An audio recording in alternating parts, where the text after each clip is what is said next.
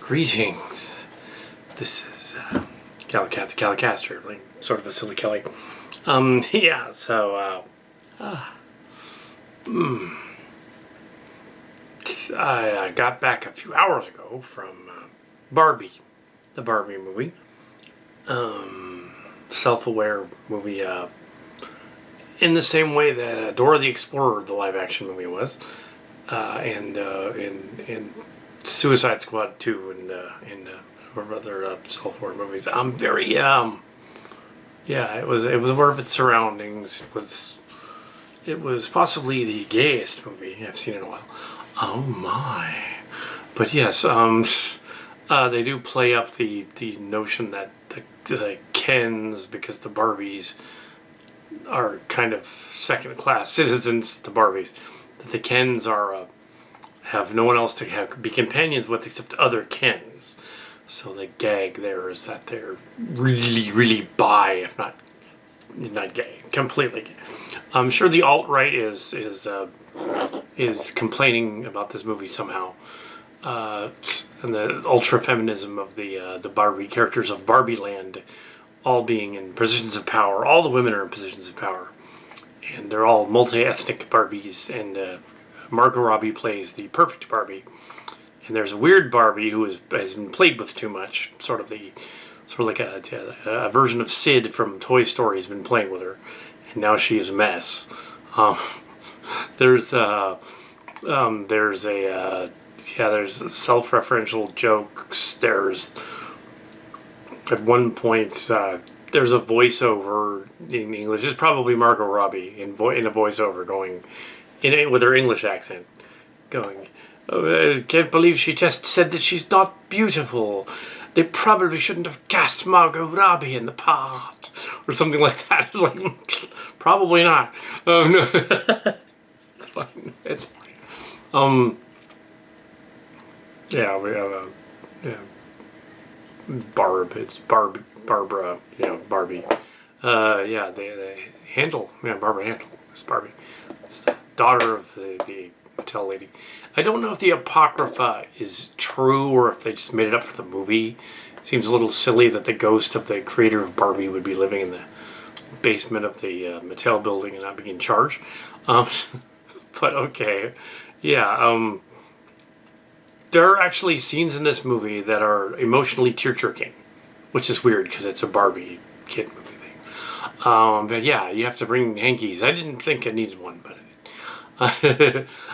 yeah, it subverts expectations and it's extremely woke. Yes, but yeah, the Barbie begins to feel depressed, and they feel like it mentions the word death, and suddenly she no longer stands on her heels. She goes flat-footed, and she's got to go to the weird Barbie to find out what's going on. Apparently there's a rip in space-time that's opened up to the real world in the country of California, or the Los Angeles Empire City. And they gotta go to, she's got to go to California. Ken is a dyed-haired blonde guy from, it's somebody, it's somebody famous. There's a lot of famous people in it.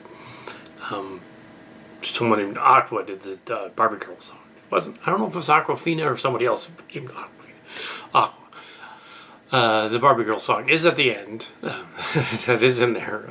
It's changed though in the 20 years or so since the original. Yeah, this movie I don't think could have been done 20 years ago, but it kind of feels like it's 20 years ago in the movie. I know it's not, but yeah, it feels like this is like a script that's been floating around for 20 years. It kind of seems like it. They finally got around to doing it after seeing the Mormon Call movie 3 or 4 years ago. They were like, okay, we can do this better. We'll do a Barbie movie instead. The Mormon Call movie didn't make any sense. Welcome to Mormon Call. Yeah, they embellished that particular Zemeckis movie to make it not make sense. What actually happened to him. But in Barbie movie, it makes sense because they're in a universe where, and that makes it a little similar to the Dora the Explorer movie in that, like, the world she's in her world is sort of cartoonish and weird. She's got to go into the real world and go on a jungle adventure go find a hidden temple of gold and stuff. Doing Indiana Jones and / Lara Croft thing. This one, it's not so much the going after that. It's assault on Precinct 13 with the assault happening to be the Mattel headquarters. Mattel headquarters. Was this by Will Ferrell? It's Will Ferrell. It was up there, and the CEO, the mansplaining of Hollywood is played up and on horses and stuff. Barbie and Ken show up and steal some Western gear, and then they walk out, and then Ken runs off back to Barbie Land, and he basically, through his own stupidity, brainwashes all the other Barbies of various ethnicities to follow him, and then all the other Kens. And then he's somehow able to do this, even though he's brainless, and to convince them that the all-male dominated oligarchy is better. So Barbie and cast have to go back and stop him. The pool fighting, slap fighting scene and stuff. Kind of scene. The Barbie is after the person who was playing with her that encouraged her to be dark and sardonic.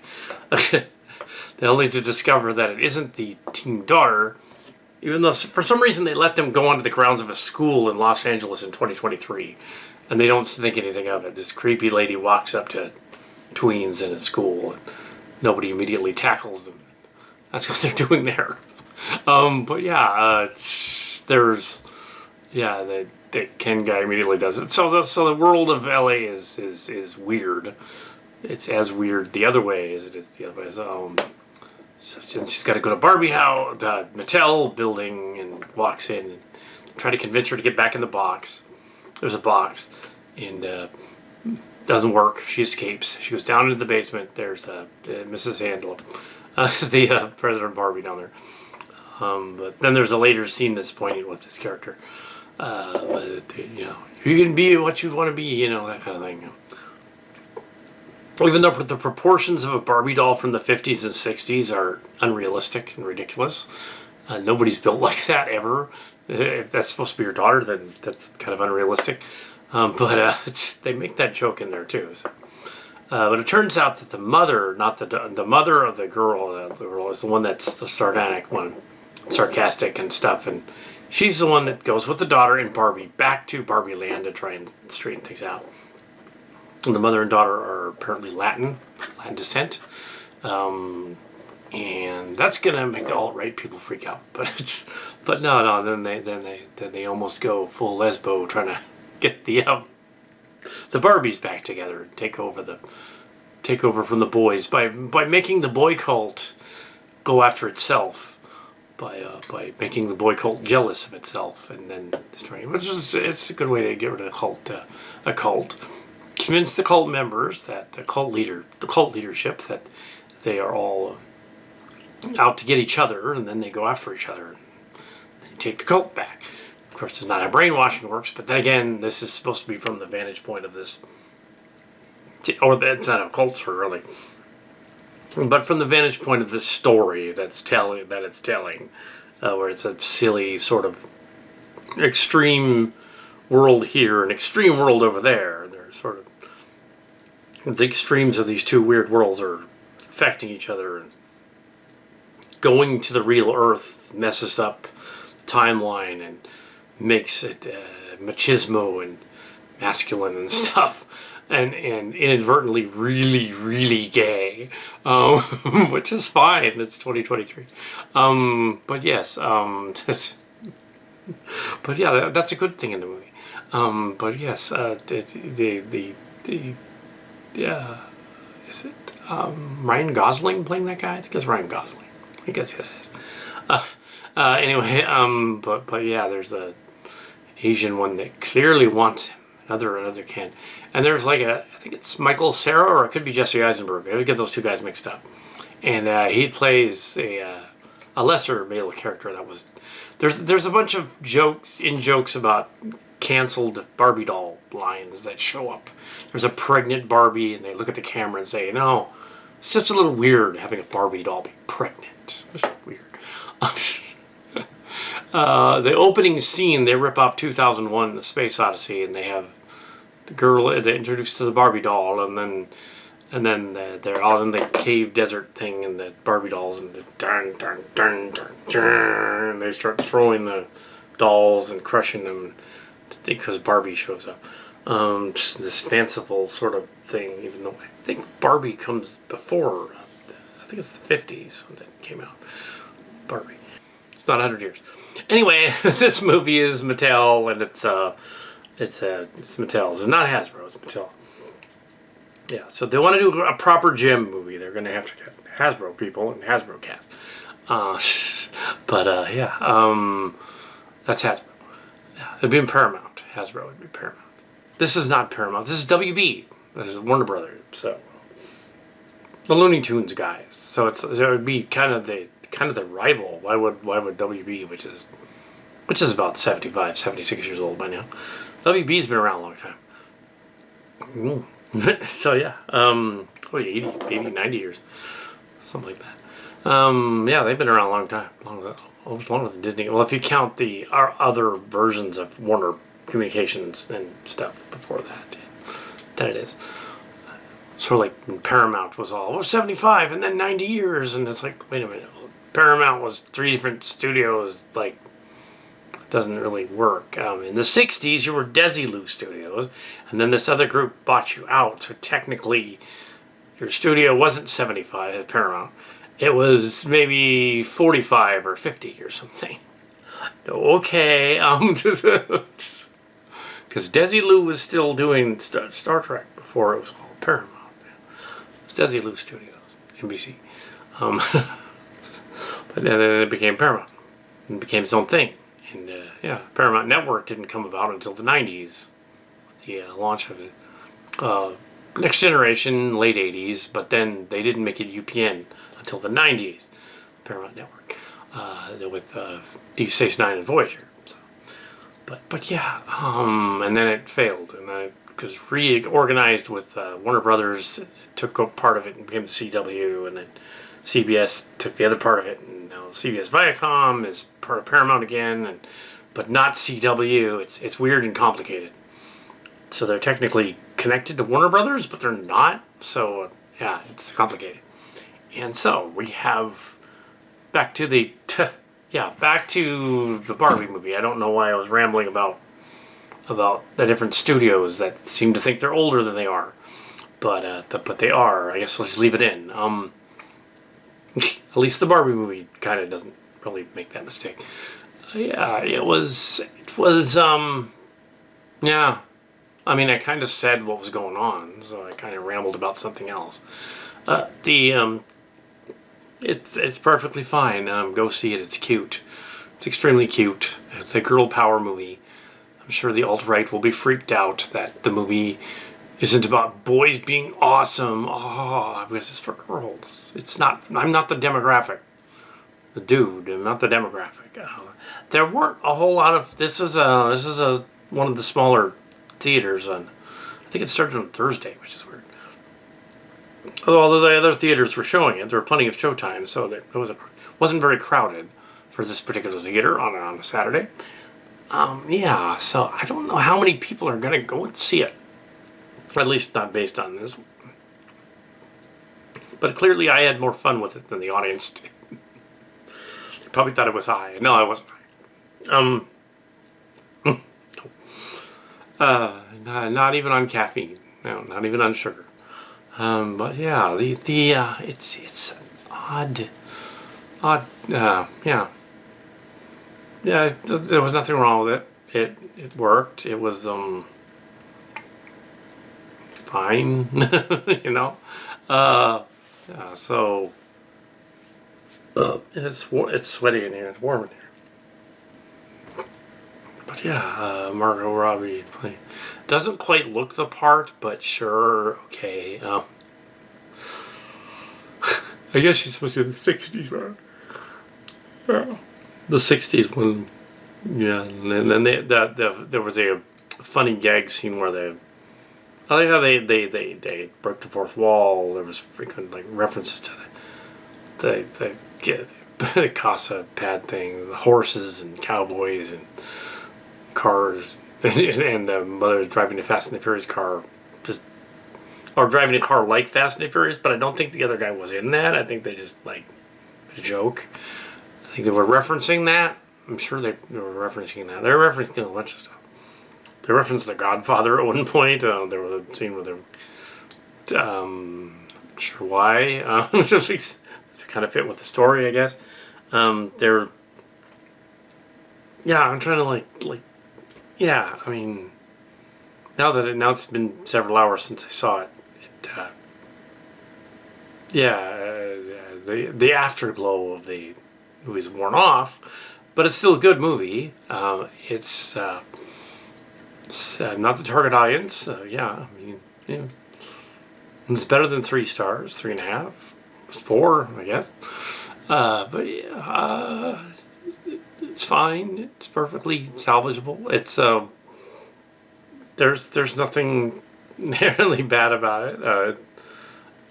The fight scene is silly. It's like a there's a fight scene. All the Kens fight each other, but they fight each other with tennis balls and tennis rackets and volleyballs. He said earlier on, Ken is the beach guy, so he's the beach guy. So the adults in the audience would get the gags where they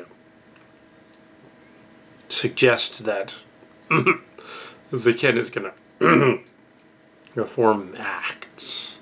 They used a word that sounds like a sex act, but it's not. They kept saying it over and over again, and it's like the adults in the audience were chuckling, but I'm sure the kids in the audience were like, "What? What? Tell you when you're older." Yeah, it sounded like they would. Yeah, so there was a gag in there. Also, it was. I wouldn't say it's dark comedy, although kind of. Parts of it are dark comedy. I'd say it's more like satire with some elements of dark comedy. The darkness Barbie thing, the Death Barbie order, would have fit perfectly in the 90s when there was all that angst back in the 90s. It would have fit perfectly there. The angst Barbie. Then there's sort of these silly Barbie lines at the end and the clothes. Oh yeah, whenever there's a clothes or accessories thrown out, the like prices will plop up and the accessory will pop up. Fake mink clank, and it's like get it at retail. That was funny. Like they're referencing referential of a referential of the thing. Here's the thing you can buy with your Barbie accessories. That was kind of funny. The car doesn't drive. The Barbie car it just goes on its own, and they make that joke. Ken couldn't fit in it. They make that joke, but he does somehow. They fly rocket ships and boats and things to a weird other land. The particulars of the world building are strong in that the Barbie world is incredibly pink and cute and extremely out there, I'm sure. Understand that somewhere in Long Beach, or I think it's Pebble Beach or something, there is a Barbie hotel that you can stay at. But it's all booked because of the movie. Wait till the movie's over. You can actually stay in the Barbie chalet thing, which is pretty funny. It's not my thing, but some people will probably go, "Oh, I'll go to that." Yeah, it's funny. But yeah, it's not my thing. So. I kept thinking this is the gayest movie I've seen in a while. It's possibly the beach scene is as homoerotic as the beach scene in Top Gun Maverick, which was a few years ago now, a year or so ago. But the whole movie was not, just that one scene. Now this one, the whole movie is really LGBTQ, which is fine. It's perfectly reasonable, and it makes sense that Ken would be totally, and Ken is bi and Barbie's bi, because they would be, because they're like that, you know. Because yeah, they're the dolls for one thing. As they point out, they don't have genitals. But I don't have genitals. And there's in effect trans, I guess, sort of. Well, they're dolls. So, like the Transformers, they don't actually have genitalia, they're robots. Barbie, Transformers. Even though that's Mattel, Transformers is Hasbro. And Kenner. Well, that is Kenner. Yeah, so, Mattel. And He-Man is the ever. The He-Man show, both of the Netflix shows were really, really out there. Like, especially the new one.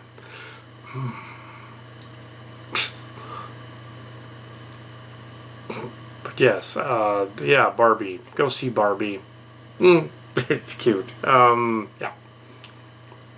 Yeah, it gets woke, it defines it. It's fine. Perfectly reasonable movie, it's fine. It's not... Nobody does anything perverse. They just make jokes that seem a little off color. The adults get the jokes. The kids are baffled. They're like, what? What'd they say? So, yeah, I think most of them... Well, if they're savvy enough. If they're like tweens, they'll probably get the jokes. They'll be like, oh, yeah, I get that. I'm sure they'll have interesting discussions at the dinner table afterward. Okay, don't say this at school. Don't quote this movie everywhere. I need trouble. Okay, so there. And also, the pink walls in the room in this room. That's a coincidence. It was one of my mother's old rooms, and it's pink, and I haven't repainted it. I think I'll move out. I'll leave it this color. But no, this is apparently... Yeah, apparently. She didn't have any Barbies, though. They moved up to Roseville. Yeah. But this room would totally go in a Barbie theme thing. It's pink. Oh my. Ew. Like the part where the two other Kens are like kind of fighting over the Ken. One guy's like, I love him. I love him too. Winks at him. Oh my. I bet they made all the alt-right people that watched... Well, there probably weren't that many that watched it. I bet it made them really, really gibberish and nervous.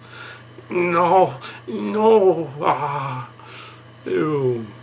I bet some of those senator guys watched it and they got excited. They didn't know why. Exactly. Or maybe they did.